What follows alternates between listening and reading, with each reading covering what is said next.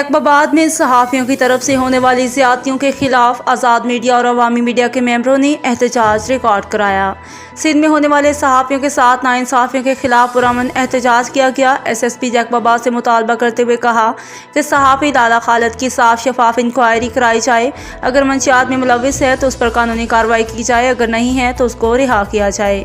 जिला शिकारपुर के सहाफ़ी सुल्तान रिंद पर मुकदमे की सख्त अल्फाजों में मजम्मत करते हुए मुतालबा किया IG सिंध RPO साहब से कि सहाफ़ियों को तहफ़्फ़ुज़ फराहम किया जाए।